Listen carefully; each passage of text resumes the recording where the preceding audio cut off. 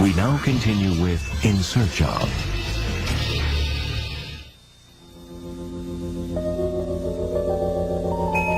A startling theory has recently come to light, suggesting that a meteor impact could cause the end of the world. Scientists have long been perplexed by the abrupt disappearance of the dinosaurs 65 million years ago.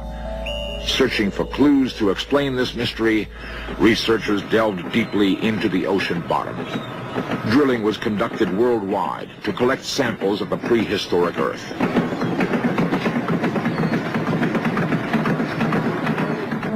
A layer of thin clay is the soil upon which the dinosaurs lived. Closer examination with microphotography produced startling results. Fossils of living organisms vanished in the layer above, seemingly proof of sudden extinction. Further investigation was conducted at laboratories in Berkeley, California. Scientist Frank Asaro subjected the samples to complex computer analysis. The amount of iridium was found to be nearly 200 times that of the other elements in the Earth sample. The scientists were amazed. Iridium, a rare metal, is never found in this great amount on Earth. The unusually high abundance of iridium that was detected in the clay layer suggested that the iridium came from an extraordinary extraterrestrial event. An asteroid is the only possible explanation for the incredibly high percentage of iridium. Could a meteor crater-like event have actually brought about an end of the world? The asteroid impact theory envisions that an asteroid struck the Earth about 65 million years ago. This caused a tremendous explosion, possibly larger than 100 million megatons, and this erupted not only the asteroid mass, but perhaps 60 times its mass of terrestrial material, and a good part of this went into the upper atmosphere, possibly 17 trillion tons, and this spread around the Earth, turning day into night. About this time, some 75% of all living species became extinguished.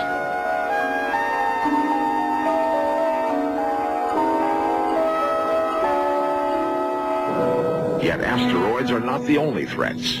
Comets, frozen bodies of ice and gas, twice in the last 80 years have exploded into the Russian countryside. Actual footage shows the aftermath of the 1908 Tunguska explosion. Dr. Eugene Shoemaker, world-renowned authority on cratering and recent electee to the National Academy of Science.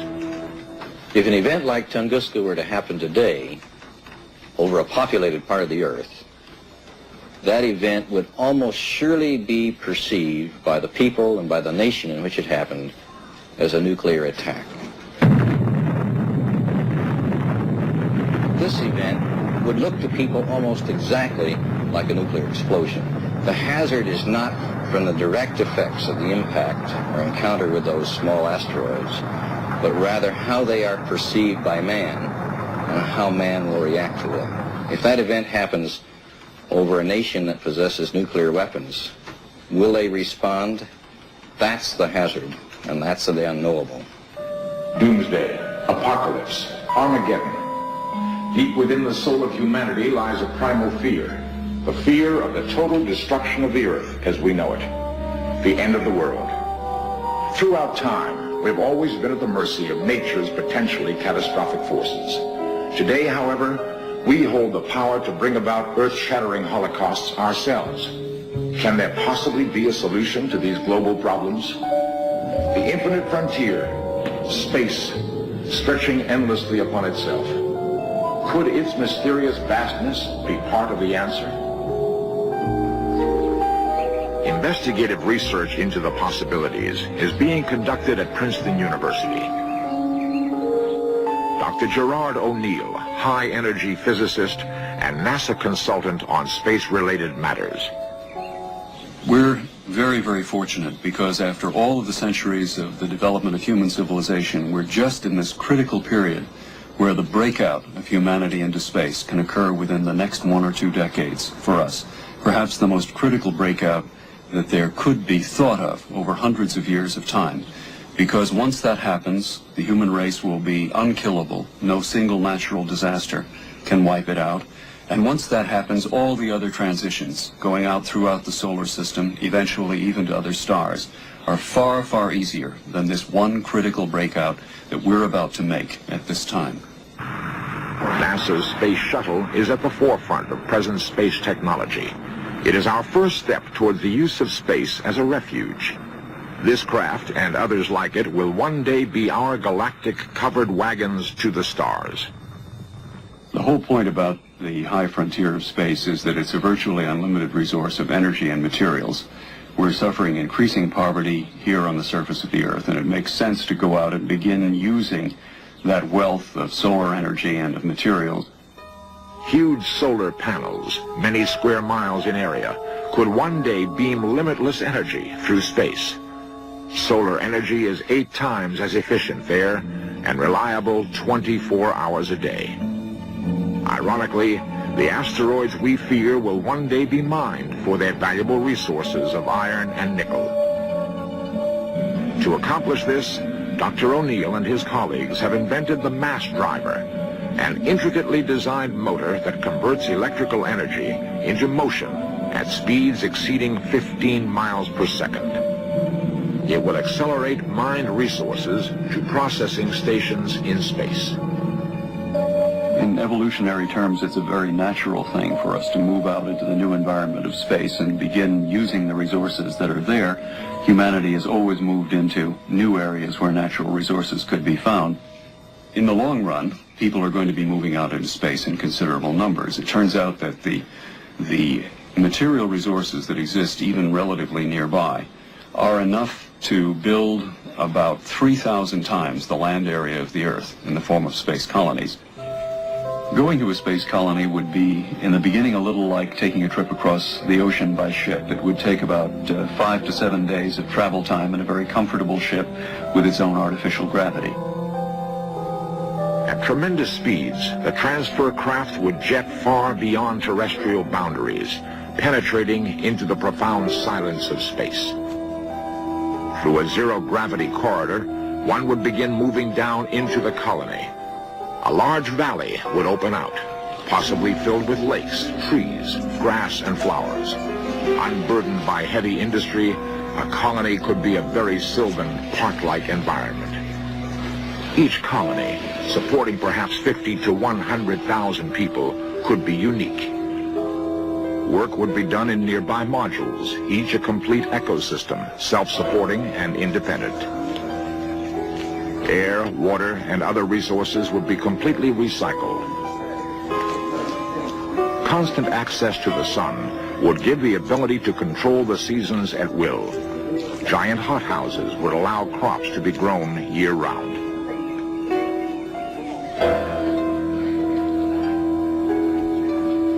At first heavily dependent on the Earth, the colonies eventually would become miniature worlds of their own. Technological advancements would release us from many laborious tasks, which are presently a necessity. This would allow more time for personal creativity and experimentation. Dr. O'Neill believes that by the middle of the next century, millions of us will be moving out into space.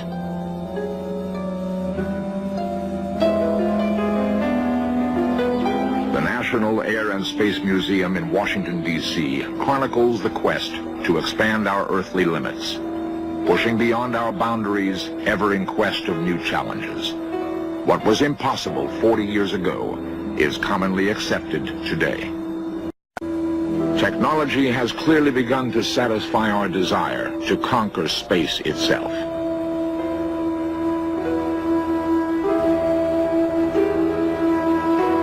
The International Committee for the Future's president, Barbara Marx Hubbard, has testified before the Congressional Subcommittee on Space. One of the fascinating things about outer space is you've got to cooperate to live. I think we'll learn new models of how people can work together. Because there, if you fight, you die immediately.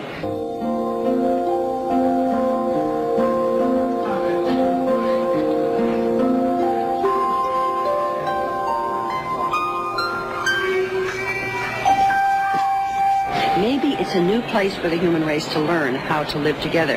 And the people on Earth will learn lessons from what the people in space are doing on the new frontier. Right now on planet Earth, we're in a zero-sum game. One nation can't gain without taking resources away from another, and that's why we see hostility increasing all around us.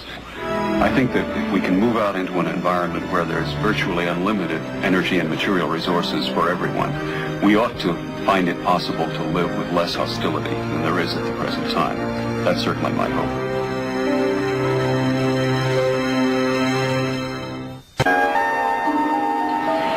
It's the step probably of the greatest freedom and emancipation that the human race has ever known. There's been a long history of freedom, if you think of it, starting in the early caves, and then exploring the seas, and then going over the mountains, and then getting in the airplanes and seeing if we could fly. At every step, people said, we can't do it. There were the impossibilists. And then there were the possibilists that expanded human freedom.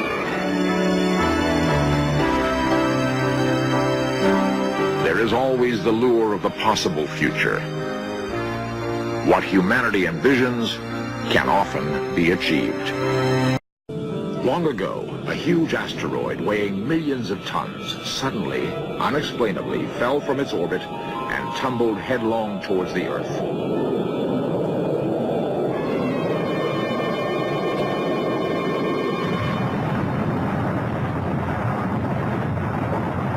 It probably exploded with a force far greater than any recorded nuclear explosion, leaving this crater.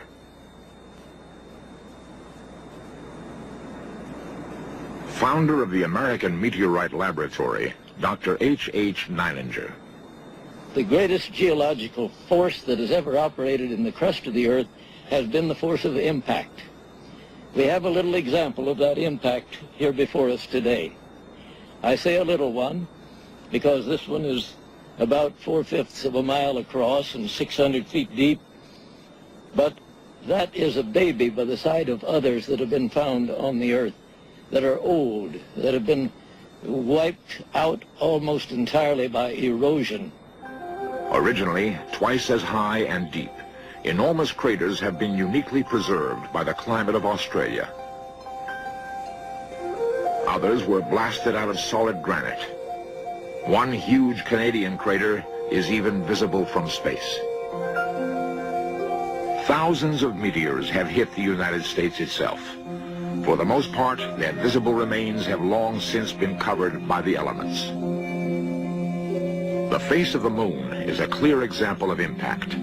Seen from Earth, its craters appear as tiny pockmarks.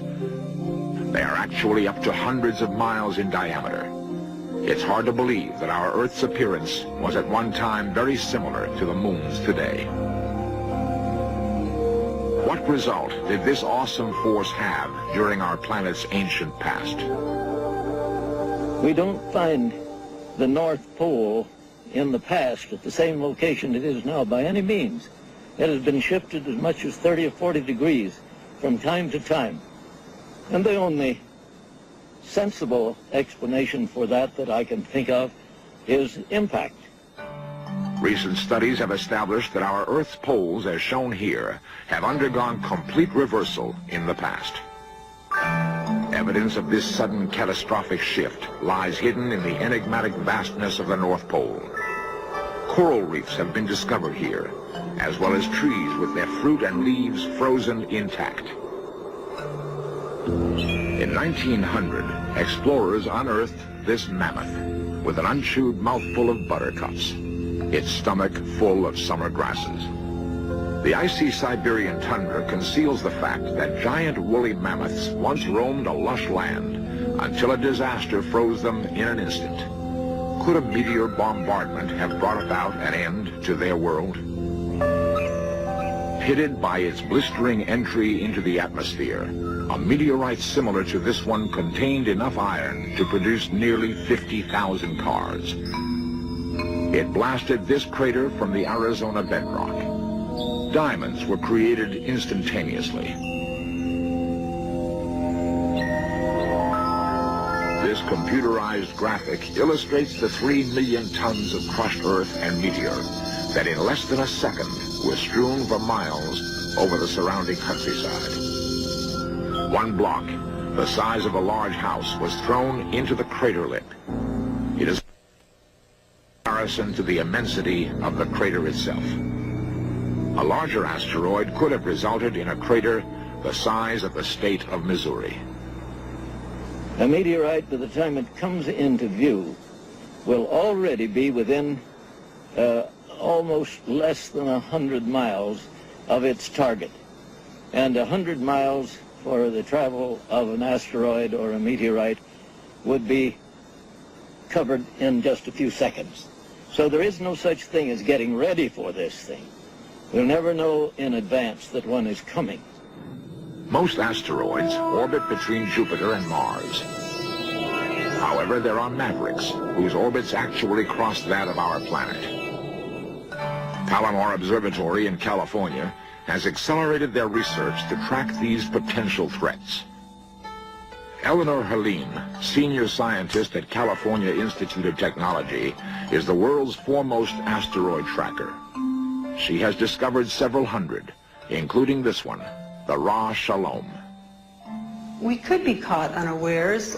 It is our plan to be as prepared as we can, and I think the increase in general observation for survey and search will give us much more lead time to at least be aware that something is coming in close. Skylab fell from its orbit, smashing into Australia. Our sophisticated technology was helpless. We could do nothing but wait and see where it would hit. Well, it's certainly been our experience, unfortunately, that if an object is found on a collisional course with the Earth, and we've had a few exercises that fortunately have not proved to be true, that we really have no means of deflecting an object that is coming directly toward the Earth, at least at this time, as far as I'm aware.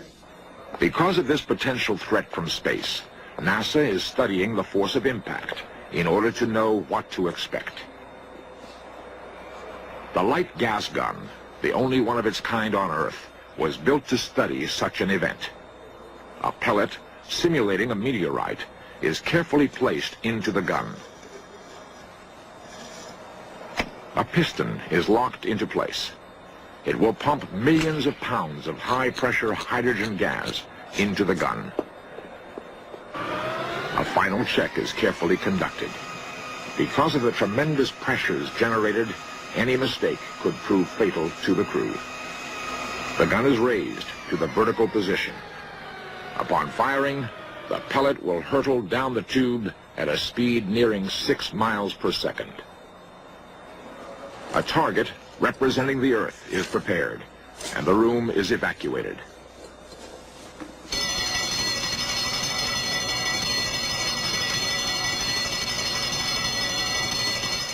The gun is fired.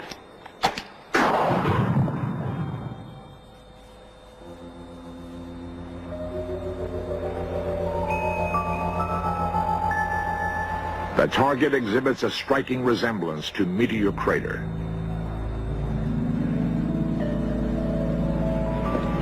Planetologist Donald Galt has experimented for years with the light gas gun. Now we know that on Earth we have craters up to 100 miles in diameter.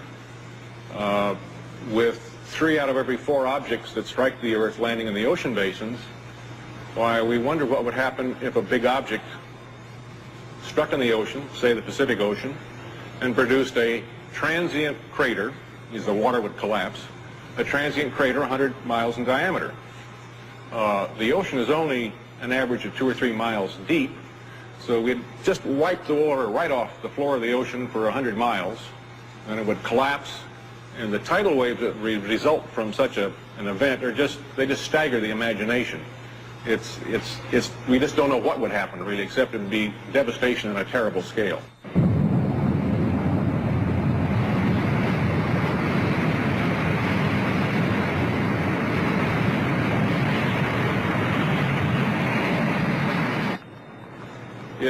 such an object landed on land, for example, suppose it's centered right in the middle of Chicago, it would totally obliterate the city and the surrounding suburbs around Lake Michigan to the north and south of Chicago.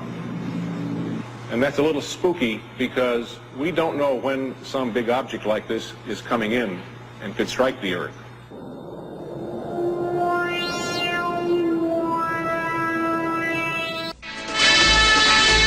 Coming up next, 20th Century with Mike Wallace puts perspective on the 1970 killing of 4 Kent State students by the National Guard.